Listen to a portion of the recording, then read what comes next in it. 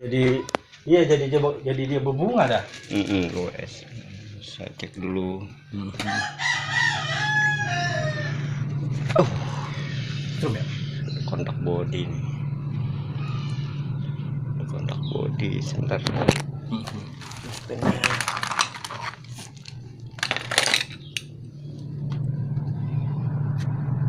Kontak body nih Pak nih. Tuh ya. Ada kontak body. Tuh. Ini udah setrum nih semua nih.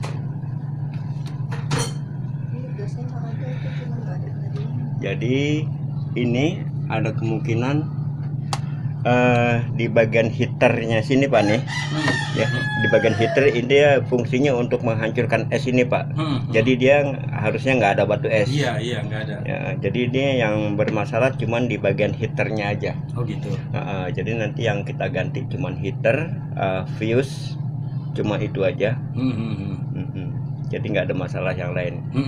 Jadi ini mungkin heaternya pecah hingga dia bisa menimbulkan setrum. Oh gitu. Gitu. Jadi heater itu kan dia ada lilitan. Kayak model. Jadi air juga lewat bawah. Lewat dia. depan. Iya. Ya, dia harusnya kan ke belakang Pak. Iya. Itu listrik gede nih Pak.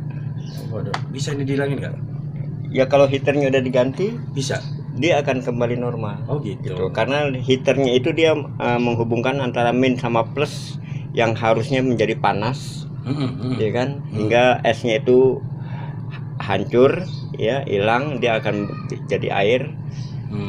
Gitu. Oh gitu. Biasanya juga nggak ada itunya. Iya, baru kemarin ini. Baru 2 hari. Baru 2 hari betul. Yaudah, Jadi kalau kondisi kayak begini, itu mesin kompresor dia nggak akan berhenti kerja terus. Oh iya. Gitu. Jadi nggak ada off-nya ya berarti. Nggak ada berhentinya, Oh, betul. gitu. Iya. Nyala terus.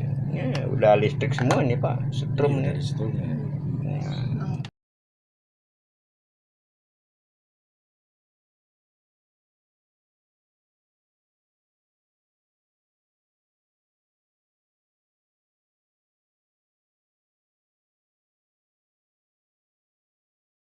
Dia nyetrum. Ya pemirsa, lihat nyetrum ya. Kontak bodi sampai batu es juga semua. Oke siap. Dimatiin dulu ya. Ya untuk keselamatan ya harus dimatiin. Jadi barang-barangnya gimana nih? Ya. Barang-barangnya di. Ya pemirsa, ini kita keluarkan kulkasnya. Kita akan lihat.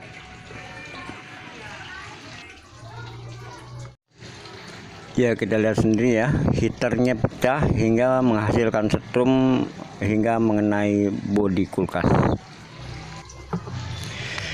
Ya pemirsa, setelah saya bongkar bagian freezer itu ternyata bagian heater itu pecah. Itu yang menyebabkan kulkas menjadi kontak bodi. Ya ini khususnya kulkas 2 pintu. Jika di bagian dalamnya itu terjadi pengeblokan, atas beku dan setelah membeku pembesaran blok es, tapi tidak bisa jadi es. Ya, lalu ruangan bawah juga tidak bisa dingin maksimal. Dan akhirnya heater pecah, ya, karena heater pecah itu dia menyebabkan terjadinya kontak bodi. Ini adalah yang namanya fuse dingin ya. Fuse dingin, dan yang tabung itu adalah akumulator. Dan ini adalah kipas berfungsi untuk pembagian udara antara atas dan bawah yang menyebarkan ke bagian bawah. Ya. Dan ini adalah termostat pengatur suhu ya. Termostat untuk mengatur suhu.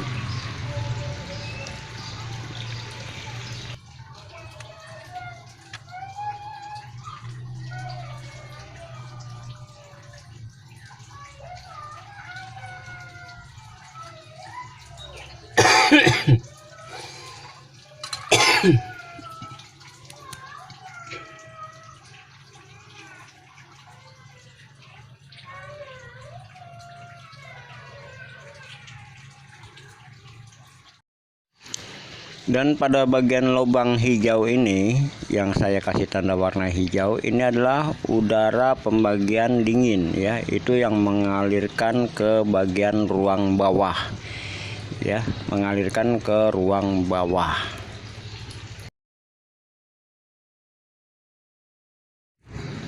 Ya, jadi para pemirsa, kasus seperti ini kita cukup solusinya adalah cukup mengganti heater, fuse panas dan fuse dingin ya.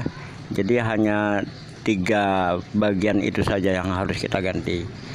Oke pemirsa, semoga tip ini bermanfaat. Jangan lupa subrek ya, subrek untuk channel saya di Elton Sakurajim. Wassalamualaikum warahmatullahi wabarakatuh.